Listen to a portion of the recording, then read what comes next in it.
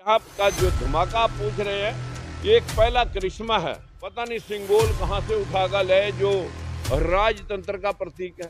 ये लोग राजतंत्र में बिलीव कर रहे हैं, प्रजातंत्र में बिलीव नहीं कर रहे हैं। ये तो परिवर्तन आया खड़ा है और परिवर्तन करके दिखाएंगे। कहाँ है वो महंगाई का अंकुश? कहाँ है वो स्मृति ईरानी जो सिलेंडर रख के सर पे नाचा करती थी? कहाँ है वो बहन बेटियों का सशक्तिकरण जो रातों रात बहन बेटियों के साथ रेप करके जला दिए जाते हैं? बस ये कह सकता हूँ कि यहाँ पैर रखने के लिए जगह नहीं। अपनी पार्टियों को गूंगे लोग चाहिए। अगर हमारे राजनीतिक भूख होती तो हम बीजेपी को नहीं छोड़ते, चौटाला को नहीं छोड़ते, कांग्रेस को नहीं छोड़ते। राजनीति मेरा बिजनेस नहीं है, लोगों ने इसे बिजनेस बना रखा। ये तो है इनका परिवर्तन। पहले अपने घर में परिवर्तन कर लें, तो उसके बाद जनता का परिवर्तन करें। हमारा मकसद जो है ना, किसी से राजनीतिक रोटियां सेकना नहीं। 3 बार सत्ता छोड़ दी। सबसे पहले तो मैं हरियाणा का करंट आप पैदा कर रहे हैं, हरियाणा में करंट पैदा कर रहे हैं, हरियाणा करंट न्यूज आपकी, मैं बधाई देता हूं आपको। आप आए, आप में सरकार की बात कहने सुनने के दम है, अन्यथा मीडिया तो आजकल गूंगा हुआ पड़ा है।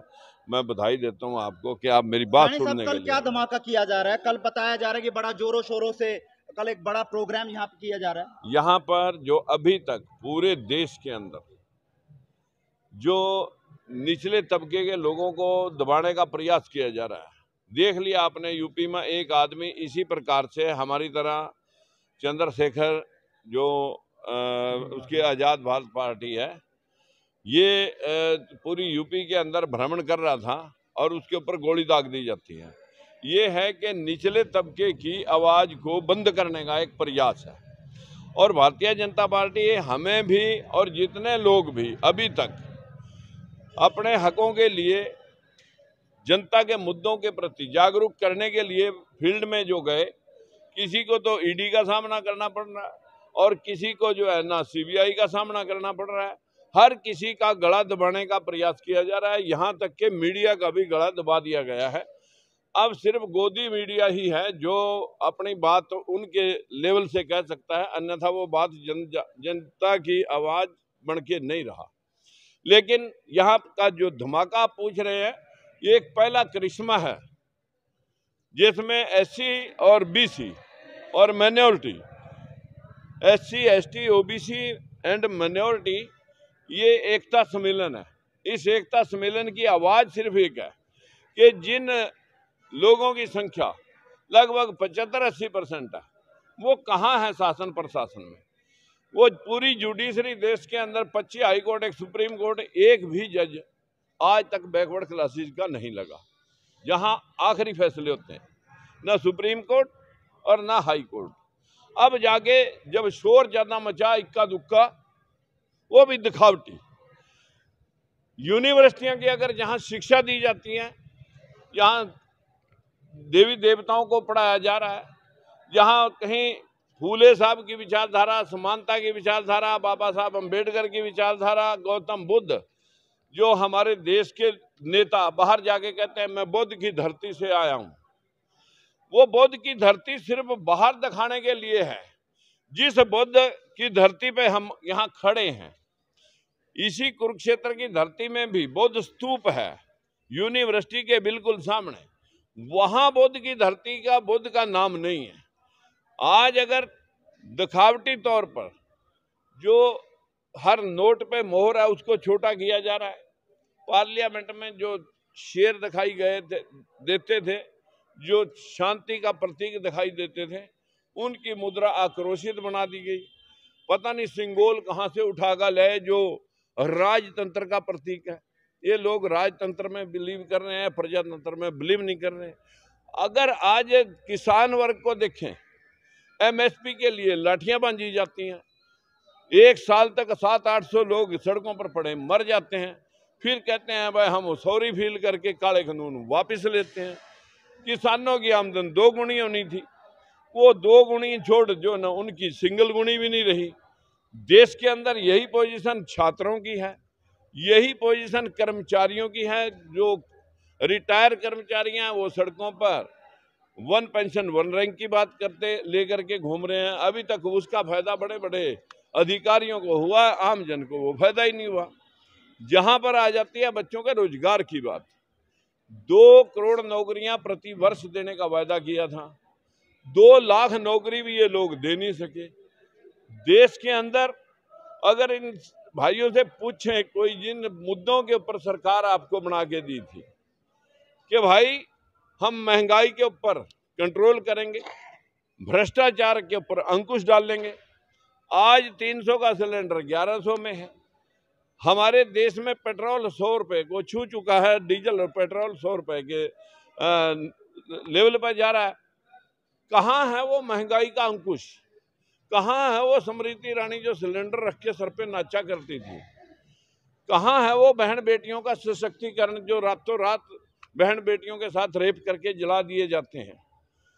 जो काम पिछले दिनों रहा कुहा कांग्रेस की सरकार में हुआ करता था, कुछ नेता 10 जनपद के दरबारी बने हुए थे, अब बहुत सारे लोग उनमें से छोड़ के चले गए हैं, लेकिन उससे कई गुना बढ़ करके भारतीय जनता पार्टी ने लोगों के ऊपर इस प्रकार का तानाशाही रवैया बरता। सैनी साहब, अगर बात करें, किसानों की बात आप कर रहे हैं, लेकिन भाजपा के नेता मंत्री ये कहते हैं, विधायक ये कहते हैं कि वो किसान नहीं है, राजनीति से प्रेरित हैं, वो किसान नहीं है, कहीं ना कहीं राजनीतिक पार्टी को लेकर के कारण जो है वो इस तरह के उपद्रव करते हुए नजर आते हैं, तब कर जो है लाठियां भांजी जाती। जब 6400 रुपए MSP सूरजमुखी का सेंट्रल सरकार ने एक नियुक्त कर दिया, तो फिर प्रदेश सरकार कहाँ से आई उसको चैलेंज करने वाली कि हम 5000 से ज़्यादा देंगे भी तो 6000 रुपये फलां बिल से देंगे, 300 रुपये उस बिल से देंगे, हम 6400 रुपये नहीं दे सकते। ये कौन सा तरीका है? फिर उस MSP का क्या मतलब है? देखिए, जब मैं इनेलो पार्टी में बंसीलाल से हमने युद्ध करके कि भाई इतना तानाशाही, जो 5 भर्तियां देखने के बाद बंसीलाल की सरकार की, हमने उससे हिसाब पूछा तो बंसीलाल ने हमें पार्टी से निकाल दिया। फिर हमने 15 आदमी इकट्ठे करके बंसीलाल को हटा दिया और ओम प्रकाश चौटाला की सरकार बनाई। पहली भर्ती ओम प्रकाश चौटाला की सरकार में 3200 JBT टीचरों की होती है। जिन बच्चों ने टेस्ट दिए थे उनमें 70% मेरिट SC और BC के बच्चों की थी। चौटाला ने लिस्ट देख करके फाड़ के और नई लिस्ट जारी कर दी और उस अफसर को हवालात में दे दिया। तब हमने विरोध किया कि ये तो तानाशाही है, जिन लोगों ने टेस्ट भी नहीं दे रखे उनके आप नाम सिलेक्ट कर रहे हो। जब हमने प्रेस कॉन्फ्रेंस करी तो जोर लगाया ओम प्रकाश चौटाला ने उसे दबाने के लिए, लेकिन तिहाड़ जेल में 10 साल की सजा काट के अब आया। ये तो है इनका परिवर्तन। पहले अपने घर में परिवर्तन कर लें, उसके बाद जनता का परिवर्तन करें। इनके काटी हुई है चीफ मिनिस्टर की कुर्सी। हमारा मकसद जो है ना, किसी से राजनीतिक रोटियां सेकना नहीं। 3 बार सत्ता छोड़ दी जन भावनाओं के अनुरूप। जब सुप्रीम कोर्ट के फैसले के बाद कि आरक्षण जो है, जिस दिन कह रहे थे कि जाट हम लेके छोड़ेंगे, उस दिन मैंने कहा था कि आरक्षण अब 100% कर दिया जाना चाहिए। जाटों को भी दो, ब्राह्मण बनिए, ठाकुरों को भी दो। 100% आरक्षण जनसंख्या अनुपात में सभी के हित और सभी के हक सबको मिलने चाहिए। बताइए इसमें मैंने क्या गलत कहा था? कांग्रेस भी अब कहीं ना कहीं ये कहती नजर आ रही है कि हवा कांग्रेस की चल रही है। 2024 में पूर्ण बहुमत से कांग्रेस जो है वो हरियाणा में आएगी। क्या कहना चाहेंगे उसको लेकर? रणदीप सिंह सुरजेवाला भी कर्नाटक की जीत के बाद अब कैथल में उतर चुके हैं। देखिए, इनकी तो हवा बहुत बार चल चुकी है, 45 साल तक चली। ये दलित और पिछड़ा, SC ST OBC ये कहाँ है? हम तो इन्हीं से पूछना चाहते हैं और इस जनता से पूछना चाहते हैं कि आखिर इनके हकों के साथ खिलवाड़ फिर कैसे हुआ, जो कल को यहाँ आगाज होने जा रहा है। इसमें जो आप पार्टी के बीच में रहे और प्रेजेंट में इसी SC ST OBC के लिए वो लड़ रहे हैं, राजेंद्र पाल गौतम, हमारे बाबा साहब भीमराव अंबेडकर के वंशज, उसी के पोते भीमराव यशवंतराव अंबेडकर और वामन मेश्राम, भारत मुक्ति मोर्चा, और दद्दू प्रसाद जो BSP के सरकार के समय कैबिनेट मंत्री रहे, और छगन भुजबल जी जो इस देश में जिन्होंने SC ST OBC की आवाज को बुलंद किया, उनको 6 साल तक तेलगी के कारण जेल में डाल दिया। अब कहाँ गया वो तेलगी? अब कैसे वो बरी हुए? जो ये लोग हैं, जो लोग इनके खिलाफ उस षड्यंत्र के खिलाफ बोलता है उसे ये या तो जेल में कर देते हैं, या हवालात में डाल देते हैं, या मर्डर कर देते हैं। ये व्यवस्था इस देश की बनी हुई है। लेकिन उसी व्यवस्था को चैलेंज हम करते हैं कि भाई अब आप दलितों, पिछड़ों, छोटे तबके के साथ खिलवाड़ नहीं कर सकेंगे, क्योंकि पूरे देश के अंदर 11% की अभी तक हिस्सेदारी है 52% लोगों की। बैकवर्ड का हिस्सा अभी तक 11% है। अब 52 हिस्से की जगह उन्हें 11 मिले, इससे ज्यादा कुठाराघात क्या कर तो सकते सैनी हैं? साहब, कल एकता सम्मेलन जो किया जा रहा है, तो कहीं ना कहीं 2024 में भी परिवर्तन लाएगा? ये तो परिवर्तन आया खड़ा है और अब परिवर्तन करके दिखाएंगे आप। लोगों को, सभी पार्टियों को गूंगे लोग चाहिए। अगर हमारे राजनीतिक भूख होती तो हम बीजेपी को नहीं छोड़ते, चौटाला को नहीं छोड़ते, कांग्रेस को नहीं छोड़ते। राजनीति मेरा बिजनेस नहीं है, लोगों ने इसे बिजनेस बना तो रखा लोग है। जुड़े क्यों नहीं अब तक? ये दिखाएंगे ना कल को जुड़े हैं कल कितने। लगता है कि कितने की संख्या लोगों की पहुंच पाएगी, कोई आकलन? बस ये कह सकता हूं कि यहाँ पैर रखने के लिए जगह नहीं मिली।